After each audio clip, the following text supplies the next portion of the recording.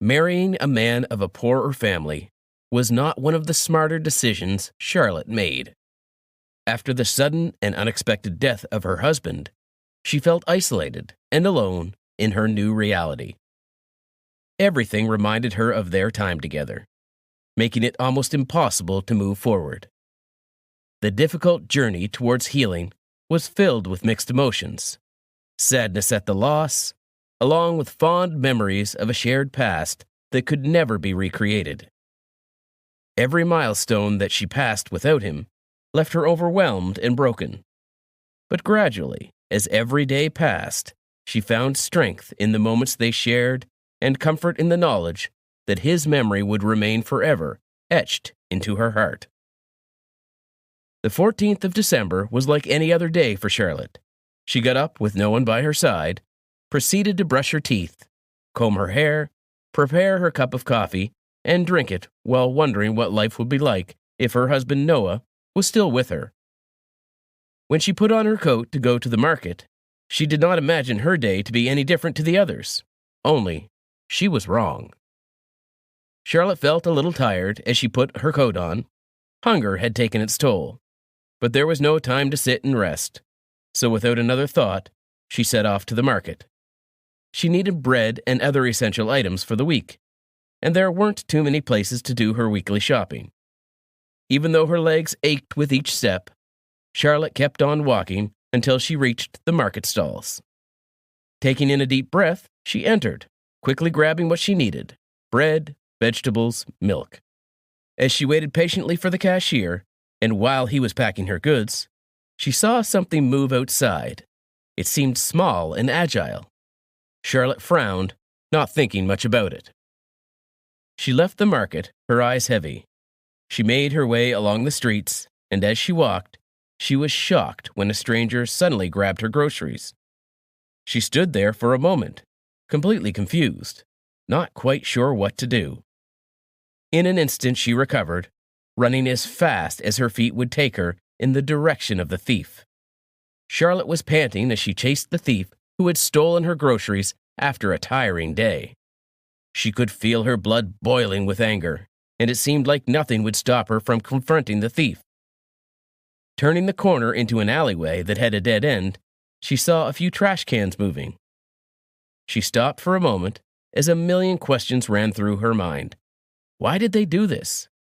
With no answers to be found, and no one else around, she slowly stepped closer.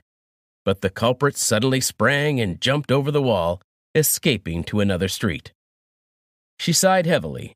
Giving up on her grocery shopping, she decided to take a walk down the park, a place she and Noah visited oftentimes, especially when she was feeling low or angry. The sight of the couples, the children playing, the ducks swimming in the ponds, and the dogs barking happily with their owners was something Charlotte found extremely calming. Noah understood her more than anyone else did, not even her parents or older brother. It's why she married him. Despite the hardships that came along with their marriage, they were happy. Until the dreaded day, the 14th of December, when her phone rang. The sound like the roars of monsters. Charlotte remembered vividly when she heard the news of her husband's death. The sky was gloomy, suddenly reciprocating her emotions. She felt as a droplet of water tapped against her head, and then it was drizzling. A soft, gentle rain, not mocking her sadness, rather simply mourning with her. Charlotte inhaled, allowing the coolness of the air invade her lungs. She tried so hard to forget about him, but he was everywhere. She felt a droplet of her own rain wet her cheeks. She makes her way to the little bridge in the park and watched the water ripple. Looking down, she puts her head in her hands, unbothered how she may look to the others around her. She could only suppose there was no one at all around her due to the weather. To her surprise, she feels her coat being tugged at. Charlotte lifts her head to look down at the disturbance, and she was not expecting what she saw. A little boy stood before her with her groceries. Confusion swirled within her. One minute, the items were stolen, and next minute, here she was being presented with them again. Shocked by the strange reveal, Disbelief coursed through her veins as she examined his regretful expression, an expression she wouldn't have expected to see when he narrowly escaped from her line of vision previously. She still had no clue who he was, but it all made sense now. Why the person had run away, yet seemed oddly familiar all at the same time. How peculiar that this little boy was both thief and rescuer of her goods in one unexpected moment. Charlotte didn't know what it was. Probably the height of her emotions, her sadness, and all of it put together. She found herself laughing. It was initially a chuckle like any decent adult, then a giggle, like a small girl, and somehow she began laughing as though right before her stood Charlie Chaplin or Mr. Bean. Surely the boy must have thought she was losing her mind, but she couldn't stop herself. The boy stood in front of her, mouth agape, completely caught off guard by the Charlotte's laughter. She'd been standing there moments before, seemingly as perplexed as him now. Before she knew it, she was crying. Crying for Noah, crying for herself, crying for the boy. She sniffed as she looked at the small figure, still holding the groceries to her. Confusion and fear of sorts on his face. Charlotte finally observes him. He looked tired, malnourished, thin and dirty. His clothes were clearly in a poor state of repair, worn out from continuous wear, without the benefit of warmth or protection from the rain. He was shivering as the coolness of the rain. Her heart went out to him. Charlotte slowly took the bag out of his hands, placed it on the ground, and engulfed him in a hug. Knowing he must be confused, she continued hugging him, feeling the need to. It wasn't long before he wrapped his fragile arms around her shoulders and buried his face in her. Just like the thief he was, stole her warmth, too. The rain slowly pattered to an end, and she let him go. "What's your name?" Charlotte asked.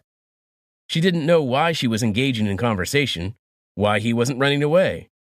Perhaps they were two broken souls, somehow realizing the state of one another, and felt the need to comfort the other. "Jonah," he replied quietly. "I'm very sorry, ma'am." She didn't reply. "What's your name?" Jonah asked, his curiosity clearly getting the better of him.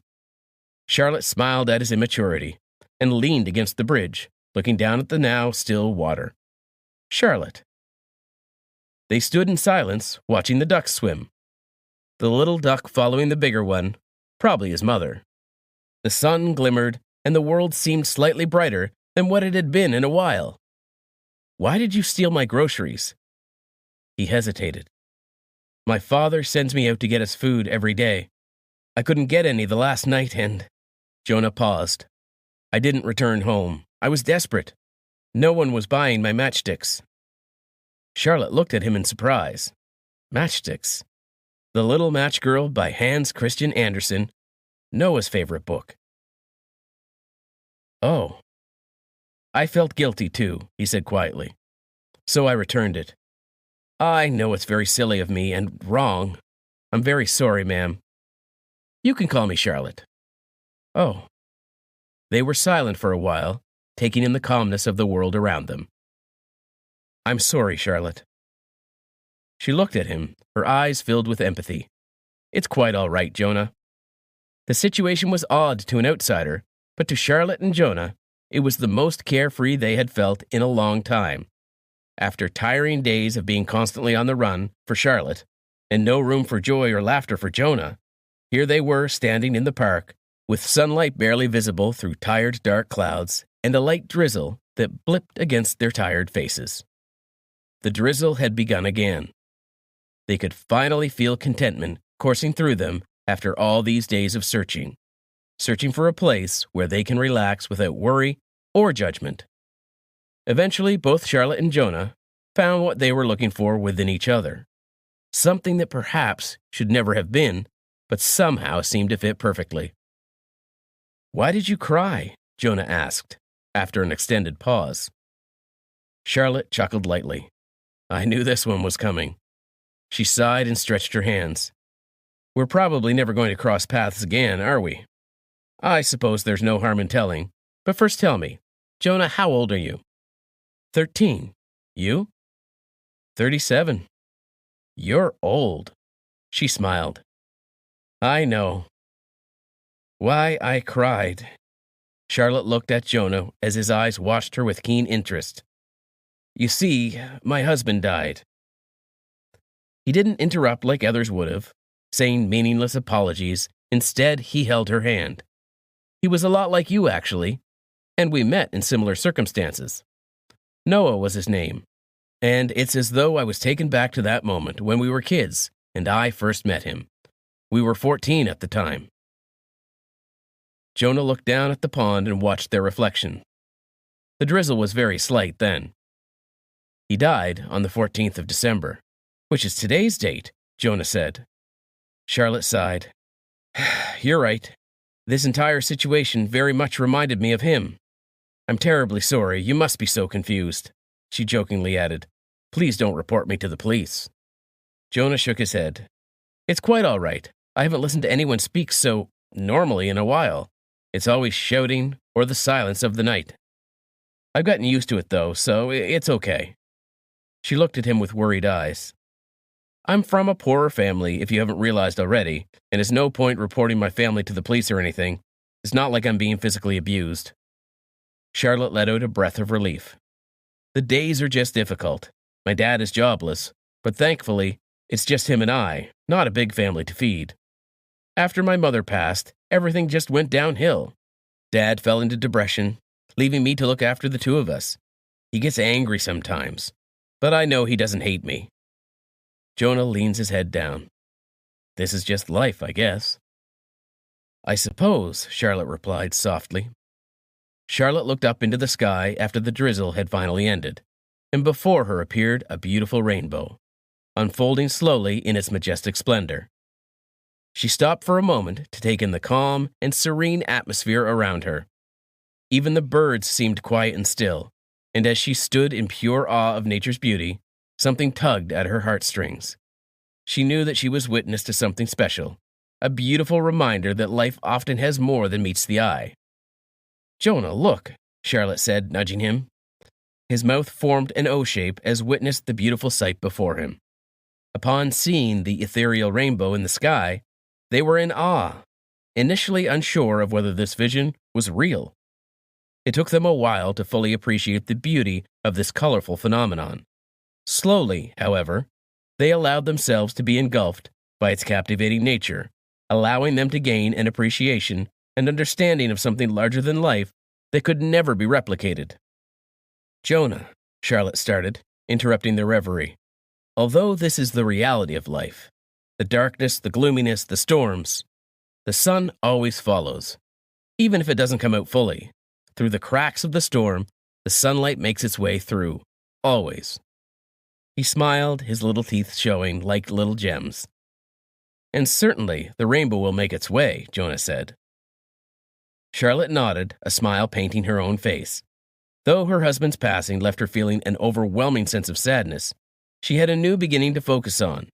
She eventually came to realize that life was about more than just mourning. There was hope that new people would enter her life, and Noah was accompanying her every step of the way. The little boy standing beside her affirmed this new path for her future, and filled her heart with optimism for what was to come. Despite the darkness in the past, new beginnings were blooming in the horizon, filled with promise and hope.